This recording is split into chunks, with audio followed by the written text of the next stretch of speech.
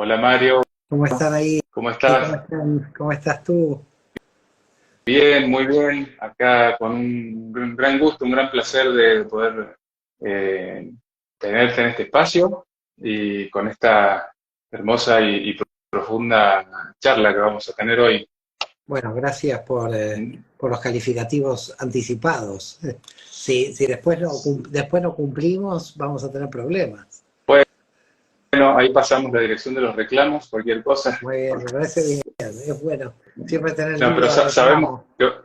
que, claro, pero sabemos que va a salir bien porque ya conocemos, me parece que la gran mayoría de la gente que nos está escuchando conoce la calidad de tus conversaciones, de tus charlas y de tus cursos también, ¿no? Así que creo que no hay dudas que va a salir bien, que va a Bueno, ser lindo, que va a ser si Dios profundo. quiere, si Dios quiere. ¿Cómo están por Así es. Mendoza? ¿Cómo están ahí? Bueno, Mendoza, ya que lo mencionás, Mario, para la gente que se está uniendo, estamos desde Mendoza, somos el grupo SOT 22 Mendoza, Mendoza, Argentina. Y bueno, acá mientras converso con ustedes, con vos, Mario, tengo la vista hacia la cordillera de los Andes por una ventana acá, así que tengo el paisaje Qué bonito, acá qué bonito. acompañando, Que disfrutes, con que un día disfrutes. fresco. Gracias. Invierno fresco. Bueno, quisiera, Mario, digamos, tuvimos ahí algunas charlas previas con el grupo SOT 22 Mendoza, entonces hemos armado una serie de preguntas acerca del tema, que ya lo vamos a introducir más formalmente, pero quisiera primero eh, hacerte un pequeñito homenaje, que fue también una idea y una reacción de Alina, que es una miembro, ella es miembro del grupo y también alumna tuya de la maestría. Y dice así, esto es una semblanza inicial. Tu trayectoria es un sendero de excelencia donde la pasión por el conocimiento es la esencia. Con cada enseñanza y palabra compartida, despiertas en nosotros una sed incontenible de vida. Tu, tu dedicación es un faro que guía, invitándonos a explorar con valentía. Promueves el amor por la investigación sin cesar, inspirándonos a crecer y evolucionar. Tu conexión con la cábala es profunda y etérea, desvelando secretos con mirada certera. Con maestría desentrañas los misterios de la existencia, mostrando que el saber es una eterna recompensa. Eres un ejemplo de humildad y entrega, siempre dispuesto a compartir sin reserva. Tu influencia trasciende fronteras y tiempo, dejando una huella imborrable en cada encuentro, como el de hoy, que estamos seguros que va a ser inolvidable. Así que muchas gracias nuevamente, Mario, por este tiempo con nosotros. Qué bonita presentación, la verdad que me ha hecho emocionar, si me la puedes enviar luego, porque Sí, sí, nunca me han presentado de este modo, y la verdad que qué bonita, porque yo con las presentaciones soy un poco reacio a las presentaciones sí. formales de mi currículum, entonces esta presentación poética que hemos tenido, la verdad que, bueno, me ha llegado mucho al corazón, la verdad no me la esperaba, sinceramente, hermosísima la presentación y un agradecimiento, ¿no? A quien la escribió, que me has dicho que fue Alina, ¿no?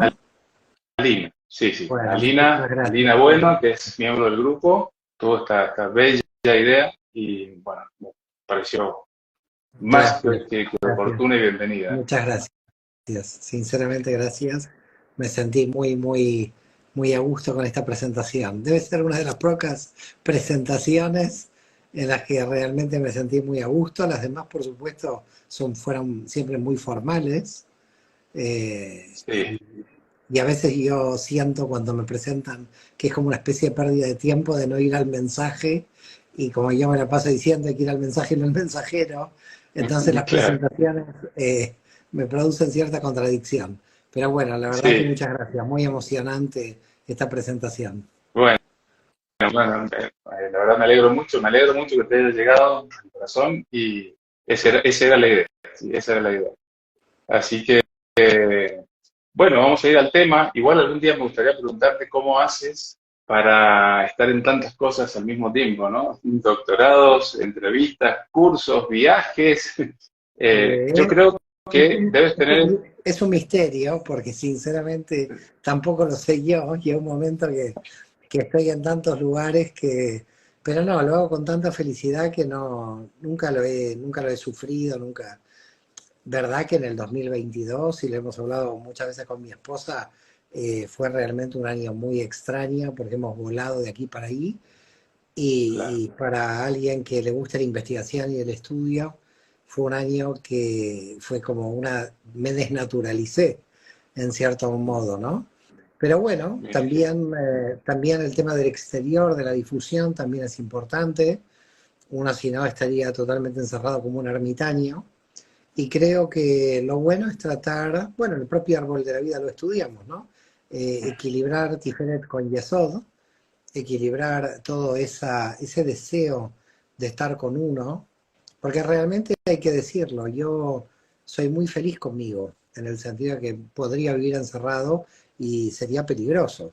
Y al mismo tiempo también el contacto con la gente también me gusta mucho, y entonces en ambas la verdad que disfruto. Si bien es cierto que en el silencio de la soledad uno puede llegar a profundizar en algunos temas, a veces mucho más que en lo social, porque lo social tiene una inercia, tiene un ruido, ¿no? Como un ruido de fondo, con lo cual también lo disfruto, pero obstruye un poco más a la reflexión. Pero por eso Claro. yo creo que hay que tener de las dos, así como a lo largo de la vida tenemos Yesod y Tiferet. En mi caso yo trato de tener las dos, pero te vuelvo a reiterar, ¿no? Y lo he dicho en algunas otras entrevistas, la pasión realmente que con lo que yo hago mi trabajo nunca me lleva a la conciencia de trabajo. Nunca tengo Claro, la conciencia de trabajo, con lo cual, por una parte es muy virtuosa y por el otro, como siempre, la paradoja es muy extraña, ¿no? Porque hay que ponerse límites, hay que intentar autoimponerse límites, porque si no uno podría vivir muy ilimitado esa pasión. También a la propia pasión hay claro. que ponerle un límite. Pero bien, bien, muy feliz de estar aquí contigo. Bueno, bueno, igualmente nosotros, Mario, y eso yo, por lo menos es mi experiencia y lo que he conversado con otra gente, lo transmites. Esa pasión es contagiosa y a mí me contagia. ¿Sí? Después, bueno, yo no sé cómo hacer para organizar por ahí mis tiempos, tengo que tener mis problemitas con mi binar, pero bueno, es muy contagioso y eh, a veces, no, es como el plus que tiene el mensaje, ¿no? Recién hablamos del mensaje, pero lo que contagias también es el plus, ¿no?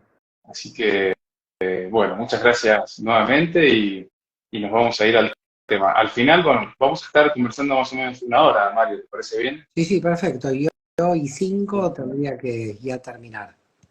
Perfecto. Sí, sí, sí, yo creo que vamos a terminando acá el time. Eh, Después quiero contar una anécdota muy, muy simpática de una entrevista que escuché una vez tuya que diste en Miami, creo. Lo cuento al final si nos queda tiempo. Entonces, bueno, vamos a ir al tema de hoy. Nos gustaría conversar contigo, Mario, que puedas, digamos, seguir hablando de este tema que ya lo vienes haciendo en profundidad, incluso en muchas entrevistas y en libros tuyos, ¿no? Quiero contar que yo hace muchos años, ya hace unas décadas, compré este libro tuyo, ¿no? La Kabbalah, la psicología del misticismo judío, y acá abordas el tema que hoy me gustaría conversar contigo, ¿no? El tema del vacío existencial. El vacío existencial y qué relación tiene o cómo se relaciona con el propósito de la vida, ¿no? Es decir, poder encontrar una relación, en qué momento, digamos, aparece esta experiencia del vacío existencial, que muchas personas lo viven como un vacío emocional, ¿no? Y después, cuando intentan salir de esa experiencia que a veces es casi aterradora, ¿no? Buscan distintos tipos de salida. Y eso queremos ponerlo en contexto hoy, ¿no? Es decir, con la cultura que hoy estamos viviendo, con el modo de vida que hoy tenemos, con todo lo que implica, ¿no? Tecnología, cultura y demás, ¿no? ¿Cómo ves? Es complejo el tema, yo sé que es complejo y que tiene muchas formas de abordarlo, ¿no? Hay opiniones sobre el vacío existencial desde la psicología, desde la filosofía, ¿no? Desde otras escuelas de espiritualidad.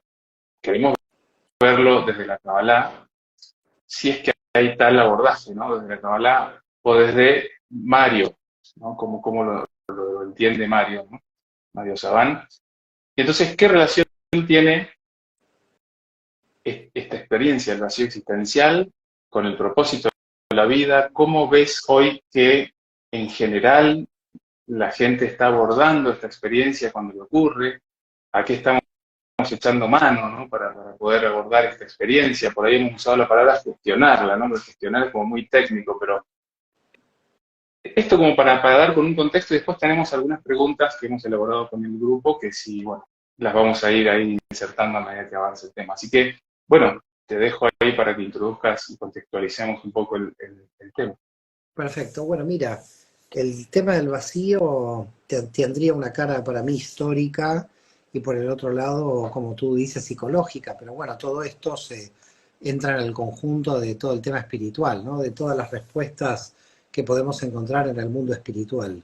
Queda claro algo que en nuestra generación está sufriendo mucho más el tema del vacío existencial que otras anteriores, y habría que ver por qué. Bueno, en principio hemos tenido grandes avances médicos y científicos que han hecho que nuestra vida se alargue, más allá de la media que teníamos hace un siglo, ¿no? Si tú vas a un cementerio y miras las fechas de muerte de la gente, no sé, en la década del 50, 60, la gran mayoría a los 60 años ya era un anciano y moría. Y hoy, con la medicina, con los avances de la medicina, tenemos vidas físicamente más largas. Así que la medicina ha hecho mucho bien, por un lado, pero por el otro lado la civilización no estaba preparada para vivir 20 o 30 años más en promedio. Creo que esto lo hemos cambiado, yo te diría, nada, en el último medio siglo, ¿no? De avance tecnológico. Así es. Entonces hay una situación que tendríamos que analizarla, histórica, que no tiene relación en principio con la cábala, pero sí va a tener relación, ya después lo puedo explicar, pero hay un dato objetivo que es que la gente vive más. Entonces, muchos no se planteaban la cuestión del vacío existencial porque la gran mayoría no llegaban a vivir lo suficiente para plantearse esto. Había que Claro. profundizar mucho en el alma humana en siglos anteriores para poder lograr esto. De hecho, los mecubalim, los cabalistas, lo logran porque hacen una profunda, digamos, descripción y experiencia, ¿no? Hacia adentro. Entonces, ellos llegan, como otros místicos de otras disciplinas, místicos cristianos, los sufíes, los místicos islámicos. Entonces, tenemos en esta generación una primera cuestión que me parece importante. Tenemos que pensar que vivimos 20, 30 años más de la media de hace un siglo, y eso plantea de que la vida útil que tiene una persona al extenderse, cuando una persona dice me voy a jubilar a los 55, 60, es una jubilación relativa, ¿no? Es imposible hoy. Es posible Así quizás económicamente hablando, pero en términos de la actividad que la persona tiene, tú puedes ver gente de 80, 90 años muy activa, muy ¿no? Entonces, vital, claro. primera cuestión para mí es que en el último siglo hemos tenido en promedio una sobrevida más o menos de 20, 30 años más. A esto se le suma el ahorro de tiempo que la tecnología nos ha llevado, ¿no? También si pensamos un siglo y medio para atrás, no había neveras, no había heladeras, no había automóviles. Si vas a 1850, prácticamente toda nuestra tecnología no existía. Y la tecnología entró al servicio del ahorro del tiempo. Es decir, si antes nuestra tatarabuela tenía que lavar la ropa durante 3 horas porque tenía que ir al río, hoy es muy simple, la gente aprieta un botón y se lava la ropa. Y también aprieta un botón y a veces se seca. Con lo cual, entonces, también hay un ahorro muy grande de tiempo. Entonces, lo que ha aparecido es mucho tiempo disponible. Y ahí voy a enlazarlo con la Cábala, donde los sabios de la Cábala dicen, el ocio es la madre de todas las transgresiones.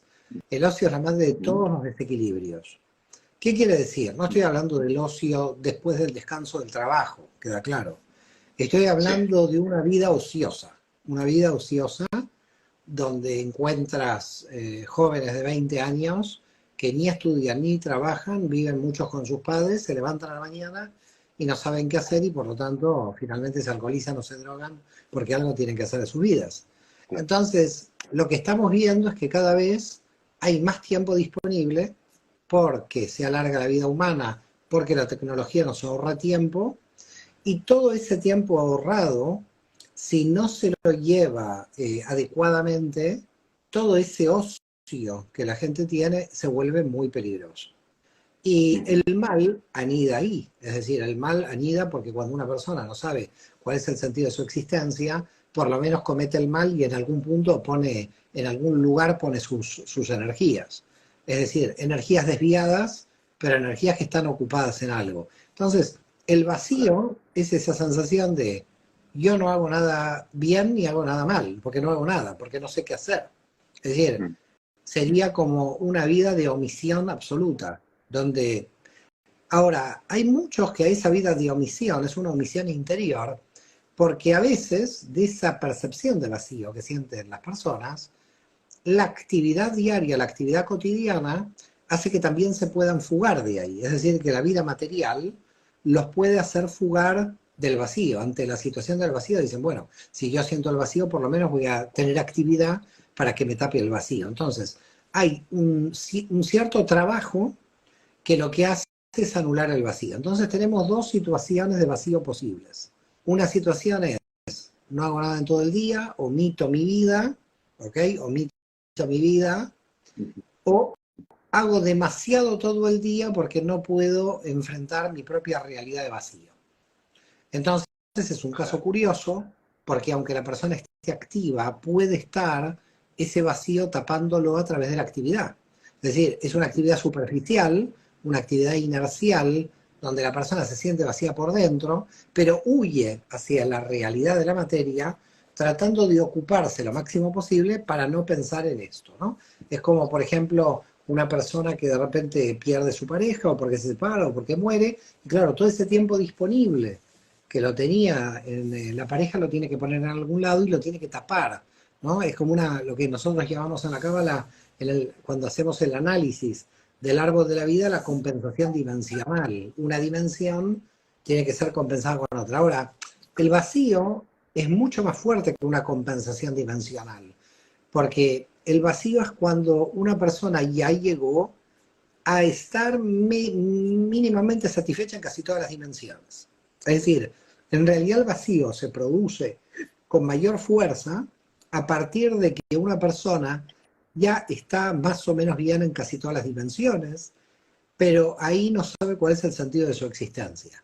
Entonces, la cuestión del vacío no engloba una dimensión, las engloba todas.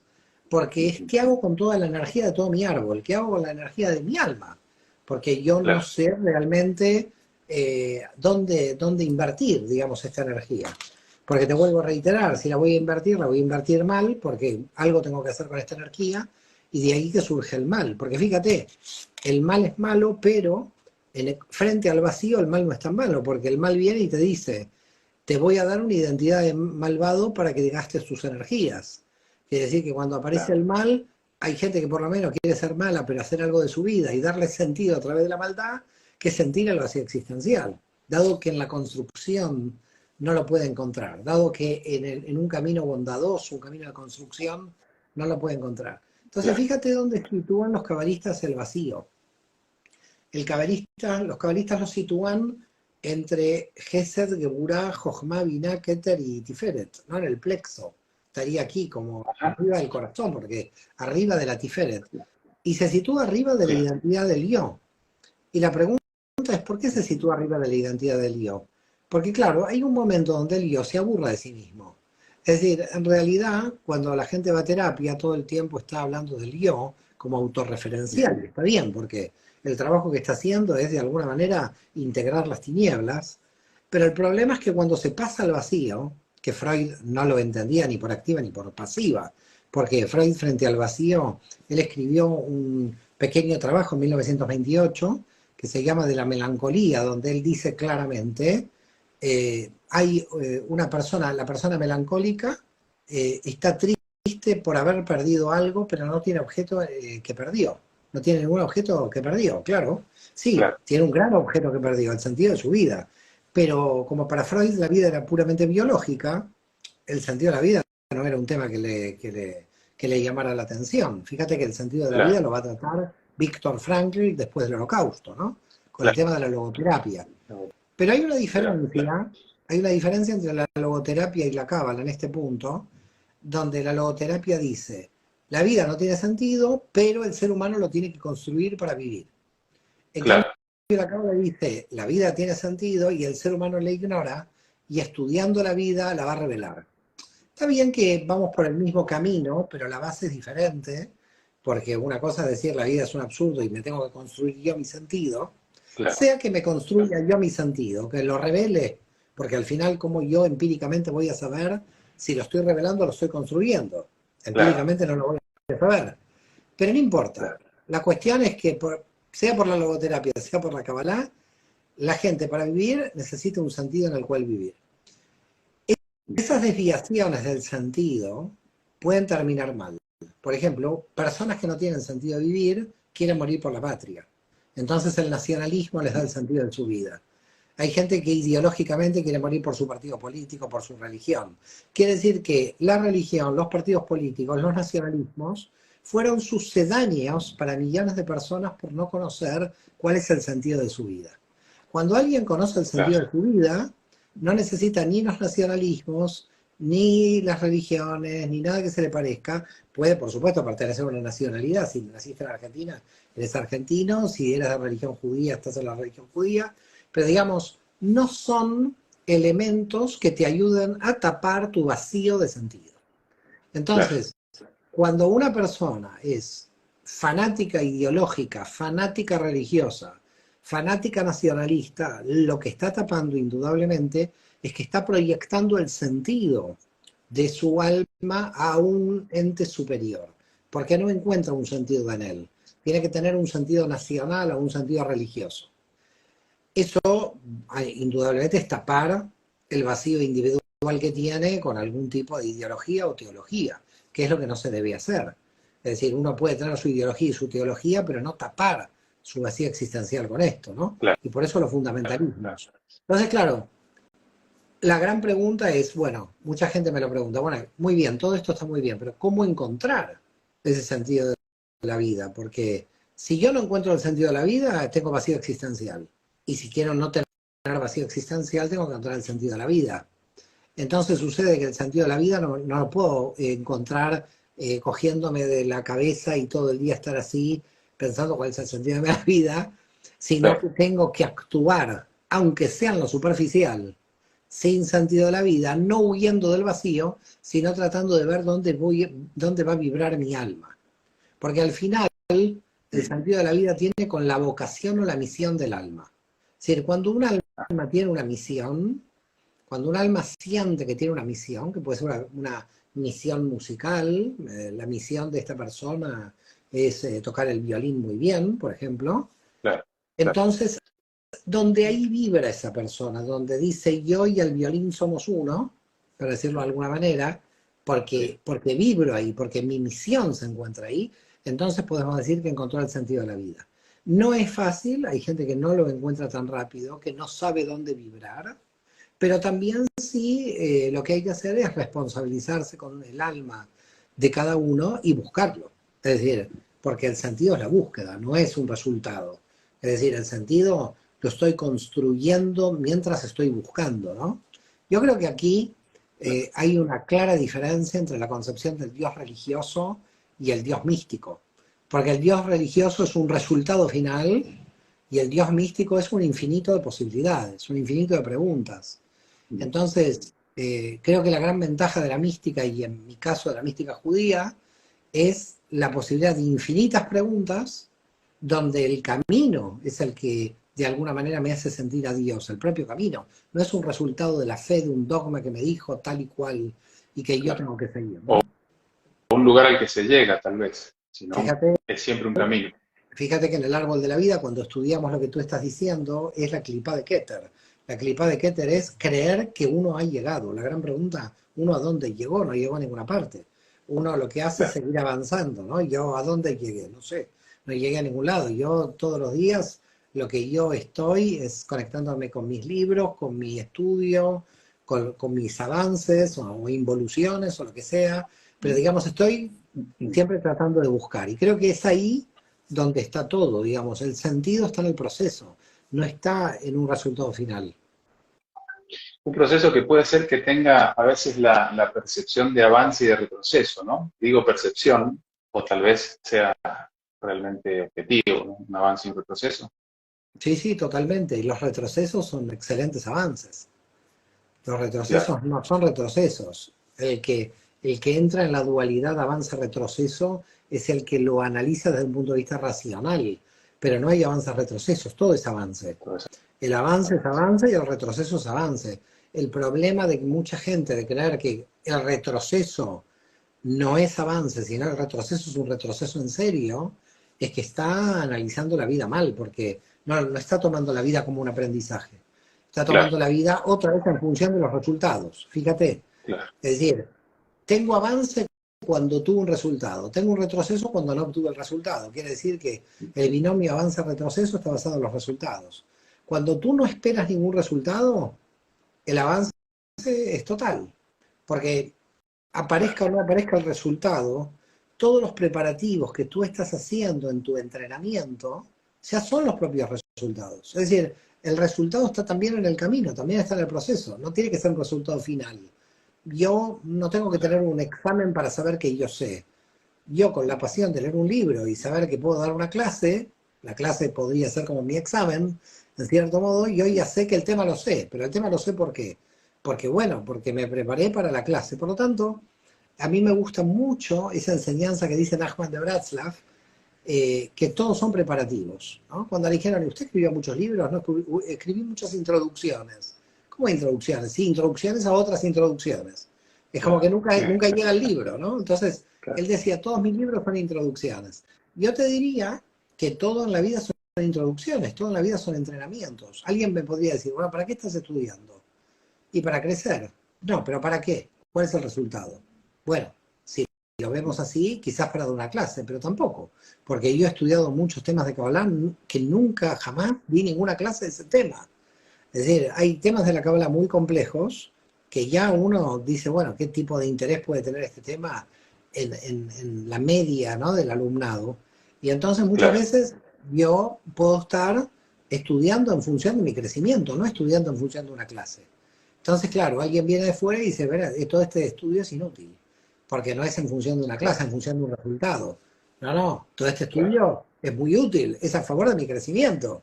No es que tengo que Ujú. todo el tiempo estar de manera utilitaria, teniendo una visión utilitaria de la realidad. Es lo peor Claro. que alguien puede hacer en la Kabbalah, tener una visión utilitaria de la realidad o de su Ujú. propio crecimiento.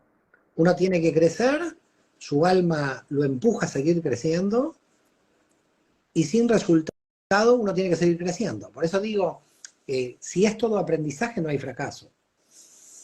Claro, claro. Hay una marca muy fuerte de estos tiempos, ¿no? Como el signo de estos tiempos, digo, lo digo yo así, ¿no? De que hay que conseguir resultados, ¿no?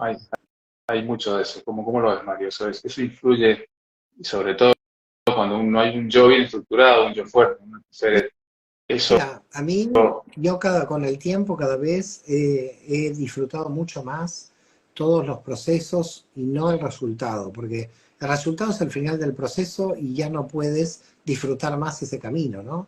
Es como una persona que claro, estuvo en una licenciatura, disfrutó su carrera 5 años, terminó, le dieron el título y dice, menos mal que me dieron el título, no quiero estar nunca más. Esta persona no disfrutó.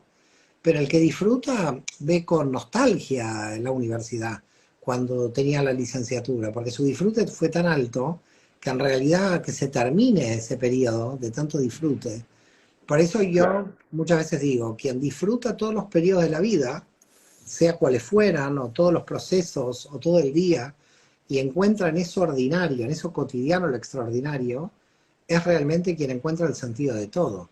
Porque ya no es Ujú. un sentido de la misión del alma, ya es como una sacralización del tiempo, ¿no? Es decir, ya todo el tiempo es aprovechado al servicio de mi crecimiento. Entonces, no es aprovechado al servicio de un resultado exterior. Ujú. Llega un momento, llega un punto, podríamos decir, donde el alma no se compra ni se vende, para decirlo rápido, Sí, donde el tiempo disponible para tu tu crecimiento, ya lo que más quieres es tratar de sostener ese tiempo, porque sabes que tienes poco.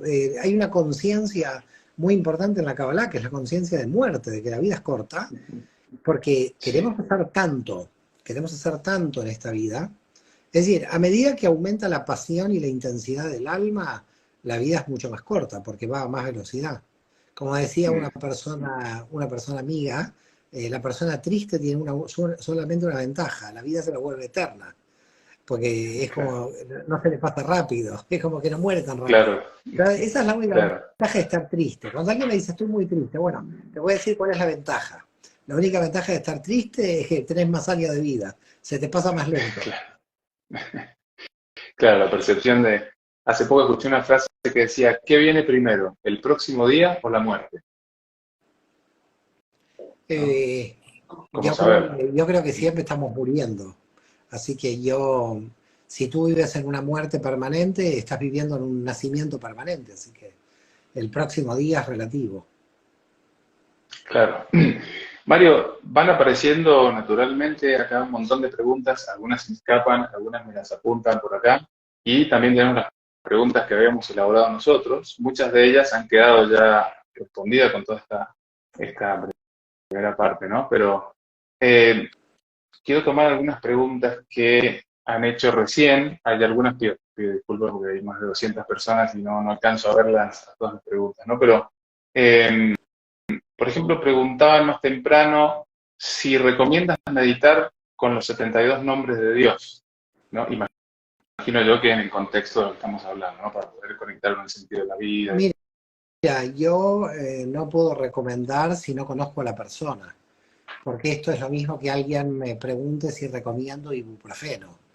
Si Claro, yo no puedo recomendar ibuprofeno porque tengo que ver el estado en que se encuentra el paciente, digamos, ¿no? claro, Entonces, si a mí me genial, dicen, me recomendan los 72 nombres y es una persona que recién entra en la Kabbalah y no sabe cómo controlar las energías, no lo recomiendo. Si es una persona que ya está entrenada en temas de Kabbalah, sí lo recomiendo. En términos de Kabbalah es una homeopatía espiritual, no se puede recomendar todo a todos. Yo, por ejemplo, di un ejemplo hace muchos años. Yo tenía una alumna en Cábala que le dije que no le convenía venir a los cursos de Cábala. Y la mujer flipaba en colores, como se dice aquí en España, porque decía, ¿cómo puede ser? Me está echando. Le digo, no, no, es que no le estoy echando, es que usted es muy mental y usted está tomando la parte teórica de la Cábala, que es muy mental, y usted tendría que estar haciendo yoga o tendría que estar meditando en otro lado, pero no tendría que equilibrando. estar, claro, porque se reforzaba su teoría. Entonces, no Claro, en todos los casos hay que recomendar algo. Una persona con mucha vina no le voy a recomendar lo mismo que una persona con mucha jojma. Entonces, para yo dar una recomendación, tengo que ver el alma de la persona y qué desequilibrios tiene.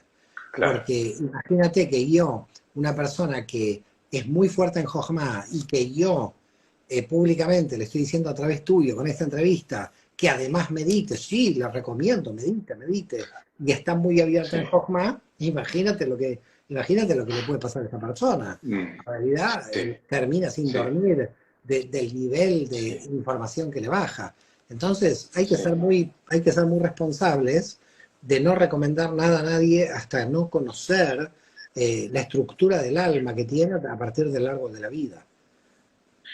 Yo no sé la gente que nos está escuchando en este momento, pero a mí me ha parecido súper importante lo que acabas de decir, ¿no? Todo es importante, sin duda. Esto particularmente me parece una importancia tremenda, ¿no? Ah, y yo puedo contar así muy cortito para no ocupar tiempo de tu charla, ¿no? Pero yo levanto la mano y soy uno de los que en algún momento de mi vida, a través de ciertas meditaciones cabalísticas, lo que encontré fue que se me desequilibró todo, las relaciones, un gran desequilibrio, pasé por un gran desequilibrio, hasta que, bueno, no sé, creo que empecé a entender, creo.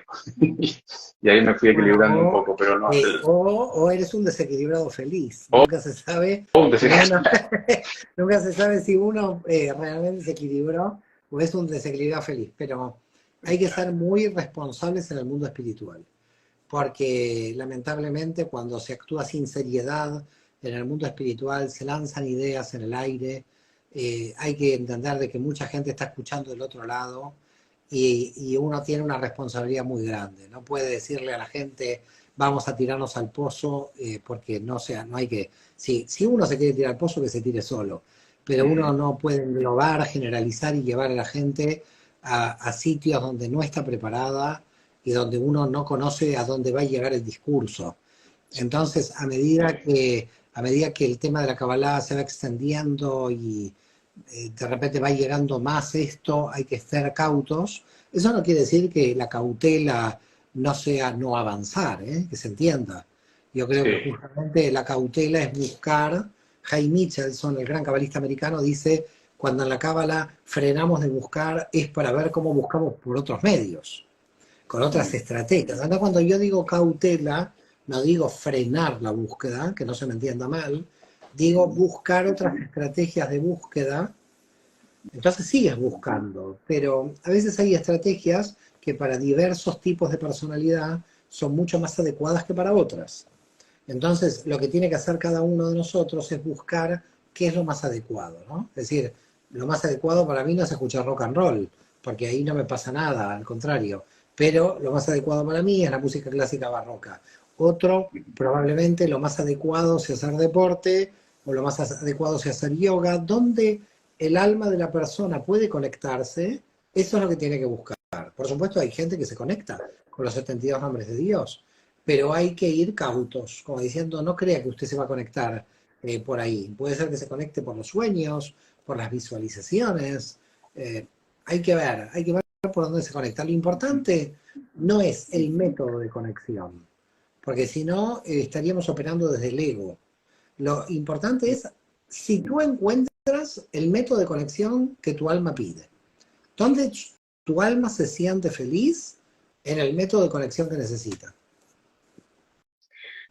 qué genial esto último que acabas de decir, Mario. Que lo importante no es el método de conexión porque ahí aparece el ego. Eso me parece también para Y anotarlo. hay eh, egos que utilizan, hay egos que utilizan mucho los métodos. Bueno, hay egos que utilizan mucho todo, ¿no? A favor del ego. Pero hay que tener cuidado porque la gente se puede quedar en el método. claro, claro. Se vuelven especialistas del método y no de la finalidad. Bueno, voy a tratar de intercalar algunas preguntas que habíamos elaborado en el grupo y otras que van apareciendo, ¿no? Entonces, una de las preguntas que teníamos preparadas, por ahí ya quedó respondida, pero la voy a hacer para honrar un poco que teníamos acá esta listita, ¿no? Que es, ante esta experiencia de la vacío existencial, ¿cómo, y acá hemos de nuevo usado la palabra gestionar, ¿no? ¿Cómo gestionamos esto, esta experiencia de la vacío existencial, teniendo en cuenta esto que decías más temprano, ¿no? Que hay mucha más energía disponible, tiempo disponible, recursos disponibles. Bueno, a ver, en principio lo que hay que hacer claramente es organizarse muy bien en función, vuelvo a reiterarte, de lo que tu alma vibra. Ahora alguien puede decir, mi alma no vibra en nada, lo cual también es posible. Por eso digo que hay que buscar en la acción de la materia dónde está vibrando tu alma, cuál es el deseo de tu alma. Siempre hay algún deseo, porque somos sujetos deseantes. Objetivamente hablando, todos deseamos recibir y dar. Ahora, lo que pasa es que no todos recibimos y damos lo mismo en qué dimensión. Hay gente que da y recibe diferente, y todos somos diferentes en el dar y en el recibir. Donde tu alma vibre es lo primero que hay que buscar. Ahora, alguien podría decir, bueno, mi alma no vibra, ¿cómo llego a buscar ahí? Bueno, entonces busque sin vibrar. Es decir, busque sin vibrar. Yo pongo el ejemplo, para que la gente lo entienda, con los niños que no van a bañarse porque no quieren ir al baño. Entonces los padres dicen, te tienes que bañar, ¿no? Ahora, ¿qué pasa? El niño entró a la ducha o a la bañadera, después no quiere salir, porque la está pasando bomba y está jugando. Entonces, con el alma pasa algo parecido como con los niños. El alma sabe que tiene que hacer un esfuerzo para buscar el sentido, que tiene que estar activo, podemos decir, en una situación, para llamarla de alguna manera, donde se encuentra como extraña, ¿eh? Pero tiene que ir ahí. Y cuando va ahí no se quiere ir. Entonces, ¿por qué no se quiere ir? No se quiere ir porque en realidad ya empezó a disfrutar de lo que es el agua, del proceso del agua. Cuando un niño se niega a ir al baño, para mí cuando se niega a bañar, es claramente algo muy parecido a lo que le pasa al alma. El alma al principio le cuesta, se niega a buscar, o si busca, busca mal. no sabe, pero cuando ya está buscando ya empieza a tomarle el gusto de la propia búsqueda. Y al final, puede que de la propia búsqueda termina respondiendo a la cuestión del sentido de la vida. Es decir, puede que algo de la búsqueda, porque toda alma por su naturaleza viene a buscar algo, porque está deseando algo, está deseando aprender algo. Por eso hay almas que, por ejemplo, eligen situaciones negativas o conflictivas, y a veces hay gente que dice, pero ¿por qué elijo estas situaciones? Ni la propia persona sabe por qué se encuentra en situaciones negativas. Y es que está aprendiendo de esa situación negativa. Es como que ha buscado, en cierto modo, esa situación negativa para ver cómo sale de ahí y cómo va a aprender. Entonces, no hay que ponerse a veces en plan víctima, victimista, porque el plan victimista a veces no funciona, yo digo la mayoría de las veces no funciona, porque ahí estás aprendiendo algo, te has metido en ese lío, te has metido en ese mal, te has metido con esa persona conflictiva, o te has metido en una situación conflictiva, donde uno conscientemente dice, no, yo no me metí, yo he terminado aquí por las circunstancias de la vida, pero el alma ha buscado este, este problema, este conflicto, esta situación, para ver, porque ahí está el punto, ¿qué es lo que va a aprender en esa situación? Y eso se hace solamente en la acción permanente, ¿no? Es decir, uno no puede conocer el sentido de la vida solamente teóricamente. Hay gente que sí, hay almas que están muy evolucionadas, que pueden encontrarlo, yo te diría, pero a casi todos nos ha pasado que tuvimos que probarnos para reconocer quiénes somos. Es decir, hay una parte que en la Cábala, bueno, tú la conoces muy bien, es la Neshama, que es el alma oculta que nosotros tenemos, que tenemos que revelar, y eso está oculto. Fíjate que Isaac Luria dice hasta los 20 años esto está oculto. Es decir, en la Cábala hay 3 etapas. Hay una etapa a los 7 años donde tienes conciencia nefesh, conciencia de tu cuerpo. Dicen los cabalistas, a los 7 años adquieres conciencia corporal. A los 13 años adquieres conciencia ruach, conciencia de tus emociones. Y a los 20 años empiezas a percibir la neyama. Quiere decir que prácticamente hacia los 20 años, esto no en todos los casos, esto no en todos los casos. Es decir, que hay excepciones, pero en líneas generales, nuestra búsqueda de identidad real comienza a los 20. Y la identidad anterior tiene que ver con el ADN, con el cuerpo, con las condiciones familiares, y no tiene que ver con mi alma en esencia, con la neyama. Entonces, encontrarse con la Neshama es un gran descubrimiento, porque es lo que te pone feliz. Es lo que te pone feliz. Bueno, vine a hacer esto, yo me siento bien en esta situación, ¿no? Cuando reconoces a tu alma, bueno, es increíble. Lo que pasa que, claro, a veces la crisis es tan brutal que te puedes cargar todo, ¿no? Relaciones o amigos, etcétera. Es decir, el cambio que uno produce por encontrarse a uno, claro, a uno lo puede enajenar de el círculo que le rodeaba, porque el círculo que le rodeaba no entiende quién es. Es como que cambió la personalidad, ¿no? Murió la anterior y apareció una nueva. Es decir, la Neshama succionó al Ruach y al Nefesh, y ahora la Neshama dice yo, porque la Neshama básicamente tiene como un sentido de urgencia. Y por eso, cada año que pasa, la Neshama se pone más fuerte. ¿Qué quiere decir? El sentido de urgencia. Como me queda menos tiempo de vida antes de mi muerte, yo quiero hacer todo lo que mi alma quiere antes de morir. Y eso es la Neshama. La Neshama lo que quiere es rectificar, no es a nivel del hedonismo placentero, sino estamos hablando en otro nivel. En el nivel de qué propósito tengo en esta existencia, que si me muero mañana no cumplo con este propósito. Entonces, dado de que la inminencia de la muerte física está cercana, tengo que empezar a intensificar mi contacto con la Neshama, de lo que realmente mi alma quiere en este mundo, para cumplir mi misión, para cumplir mi propósito. De lo contrario, voy a vivir en el vacío existencial, voy a vivir huyendo de ese vacío existencial a la superficie y realizando acciones que no tienen ningún sentido, porque tanto las mayores como las menores no tienen ninguna jerarquía las acciones que realice, porque como no hay ningún sentido, ¿Cuándo podemos encontrar que la persona se está acercando al sentido? Mira, voy a dar una Eso, pequeña ayuda a los que nos están eso. viendo. Cuando una persona se está acercando a, siento que me estoy acercando al sentido, que lo hace inconsciente, ¿eh? Así que por eso digo, vamos a poner en consciente una pequeña ayuda.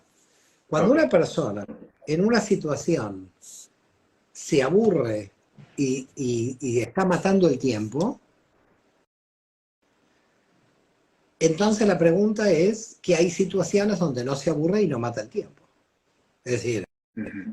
si una persona siente que está matando su tiempo porque no tiene nada que hacer ahí, porque no le encuentra el sentido de estar ahí, porque no le encuentra el Ujú. sentido de estar en esa reunión, quiere decir que esa reunión, lo que está sucediendo ahí, que no la está haciendo crecer en función del sentido de su alma. Y que si en esa reunión se siente bien, de alguna manera esa reunión le está dando información del sentido de su alma. Por ese motivo, cuando alguien se siente mal en un sitio que se quiere ir, ya sabe que su alma está sintiendo que ahí no tiene que estar porque no le da nada de información para su crecimiento. Ya Qué bueno. ya tiene una pequeña percepción de que ya donde se está sintiendo feliz y donde siente que aprovecha el tiempo, lo aprovecha en función del sentido de su alma. Y cuando ve que está matando el tiempo, lo mata en función del sentido de su alma. Quiere decir que estoy perdiendo el tiempo. ¿Y por qué siento que pierdo el tiempo? Porque no estoy cumpliendo con mi sentido. Entonces, Ujú. aprovechar el tiempo, perder el tiempo en términos de cábala, define la naturaleza del alma. El alma, cuando siente Ajá. que pierde el tiempo, dice, estoy con una persona, hace 2 horas, siento que acá no tenía que estar. Pero Mm. de repente estoy con una persona 5 horas y siento que estoy creciendo. ¿Y cómo es posible? Con la otra siento que mato el tiempo y con esta siento que crezco. ¿Por qué? Porque mi alma está atada al sentido. Lo que está sucediendo en esa reunión, lo que está sucediendo en esa conversación, es que mi alma está creciendo y está atada al sentido. Y cuando mato el tiempo, indudablemente mi alma está desconectada. Ahí no encuentra Ujú. nada para aprender ni nada que la conecte con el sentido. Bueno, sí, acá hay mucha gente que está eh, contenta con esto que está escuchando, ¿no? Qué bueno, qué bueno. Y también de alguna manera responde una de las preguntas que teníamos, ¿no? Que acá era un poco, ¿qué recomiendas, práctica o lo que fuera, ¿no? Para acceder a ese potencial de nuestra llamada, para encontrarse con eso, si hay algo extra que se pueda Mira, hacer. lo primero que todo es conocer bien el sentido del alma, es decir, la estructura del alma, no el sentido que es el árbol de la vida. Yo siempre a todos aquellos que quieran realmente comenzar en este proceso espiritual es primero un autoconocimiento profundo de las dimensiones y saber dónde están los desequilibrios. Porque fíjate por qué empiezo por ahí. Cuando alguien tiene un desequilibrio, yo no hablo en términos morales, sino en términos de física. Cuando Mm. alguien tiene un desequilibrio es como pérdida de energía todo el tiempo. Es como un apartamento que pierde agua y que cuando te llega la cuenta del agua dices, ¿qué es esta cuenta del agua? Si yo no gasté esta cuenta del agua, ¿por qué hay una pérdida? Entonces, el mal hace que tú pierdas energía. Esta es casi la característica del mal general. Mm. Entonces, ¿por qué hay que corregir los desequilibrios? Porque no estamos en condiciones de perder energías por los desequilibrios. Porque los desequilibrios nos hacen perder energía. ¿Qué pasa cuando encontramos una persona muy desequilibrada? Que terminamos muy agotados, terminamos muy cansados Ujú. de los desequilibrios que tiene el otro. ¿Por qué? Sí. Porque no le está encontrando el otro solución, nosotros tampoco somos el mesías del otro para darle a veces ninguna solución. Entonces hay que hacer primero para mí un trabajo de ahorro de energía, conociendo el árbol de la vida y viendo dónde están las pérdidas de energía.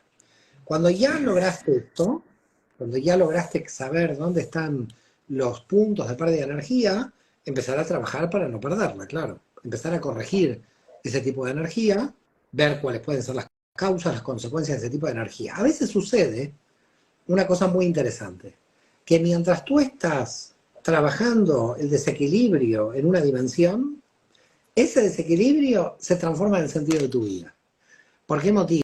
Porque Ajá. superas el desequilibrio, lo equilibras y te sientes tan feliz de haber terminado con ese desequilibrio que a partir de ahora quieres mostrarle al mundo cómo se puede equilibrar ese desequilibrio y se te vuelve el sentido de tu vida. Por ejemplo, hay muchos exalcohólicos que cuando lograron ellos, con su sistema de pensamiento, entrenamiento y percepción, terminar con el alcoholismo, ellos se pusieron como a difundir su método porque encontraron en esto el sentido de su vida. Quiere decir que el desequilibrio los volvió al sentido de su vida. Mira Woody Allen. Woody Allen todos los desequilibrios nos los vendió en películas. Así que el tipo se hizo millonario con sus desequilibrios. Así, todos los desequilibrios de Woody Allen los vendió. En vez de pagarle a un terapeuta, nosotros le pagamos a él. Entonces, fíjate que a veces lo que parece ser el desequilibrio termina constituyendo el sentido de la vida de uno. Claro. Qué bueno esto último también. Bueno, la verdad que esta entrevista está llena de tips espectaculares, muy, muy profundos. Acá quiero contarle a la gente que están preguntando, veo que aparecen preguntas por ahí. Sí, al menos nosotros vamos a dejarlo grabado, vivo, y en todo caso vemos también de ponerlo por YouTube o alguna otra plataforma. Mario, hay varias preguntas acá, nos quedan 10 minutos, 9 minutos, así que voy a ir eligiendo algunas. Por ejemplo, hay una pregunta que dice si el sentido de la vida, si es lo mismo encontrar el sentido de la vida que el sentido de cada vida en particular. No, el sentido de la vida en general, el alma tiene un sentido. Aunque esté rotando y reencarne y vuelva, esa alma está cumpliendo. Lo que pasa es que, claro, en cada una de las vidas tiene que sacar el sentido de su alma para que su vida sea coherente, porque si no, va a haber una lucha entre los condicionamientos sociales y el sentido del alma. Entonces, yo diría que hay un sentido no de la vida, hay un sentido del alma, que si yo termino esta vida, vuelvo a continuar con mi sentido.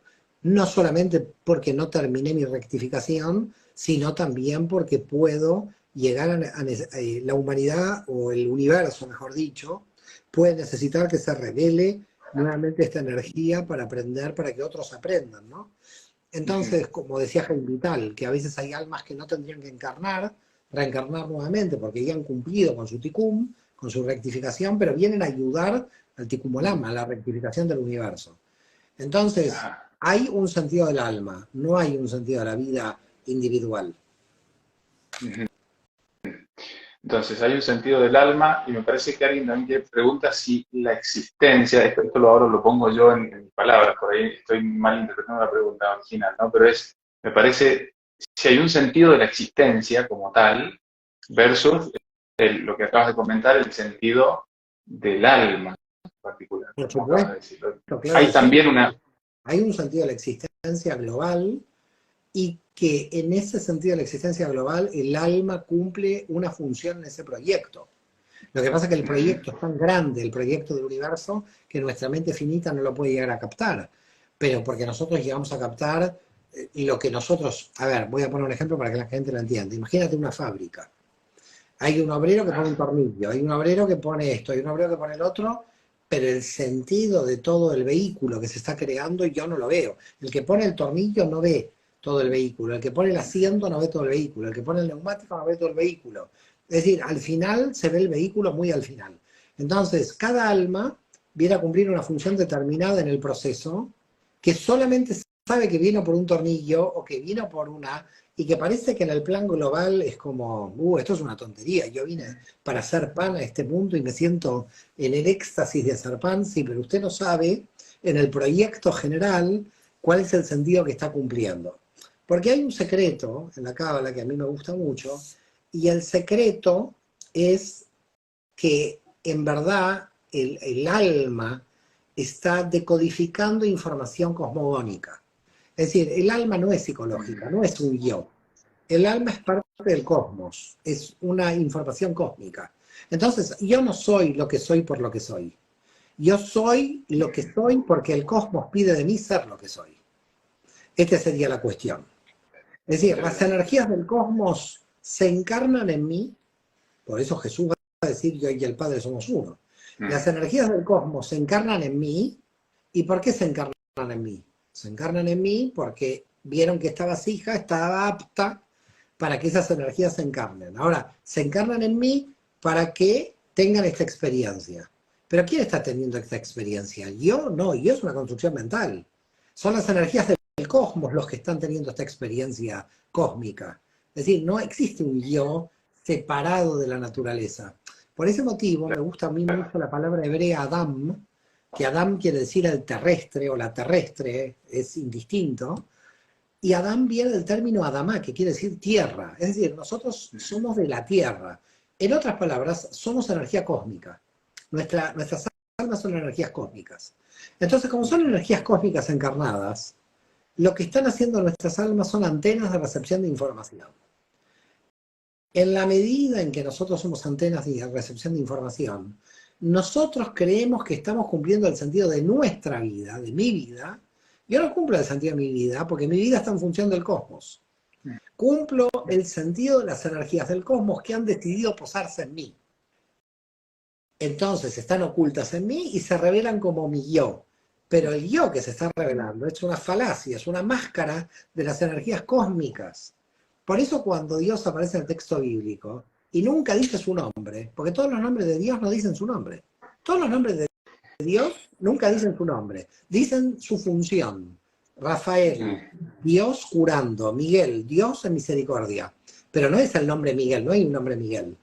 Es Dios en la misericordia, o Dios curando. Quiere decir que aparece la función de la actividad que está realizando. Con lo cual, yo te diría radicalmente que el nombre de Dios no existe, no hay nombre de Dios. Ahora, cuando Dios se presentó y dijo Yud Hei Vav Hei, ¿qué estaba diciendo? Estaba diciendo, soy la contracción Yod, la contracción Hei, la contracción Vav, la contracción Hei. Es decir, soy el resultado de la contracción del universo. Entonces, fíjate, cuando nosotros decimos que somos hijos de Dios, si realmente lo traducimos, decimos, nosotros somos hijos de Yud Hei Vav Hei. ¿Qué quiere decir? Somos hijos de la contracción del universo, con lo cual nosotros somos una contracción cósmica. Entonces, ¿qué es el yo? No hay yo. No hay Mario Sabán, ni hay nadie que se llame así.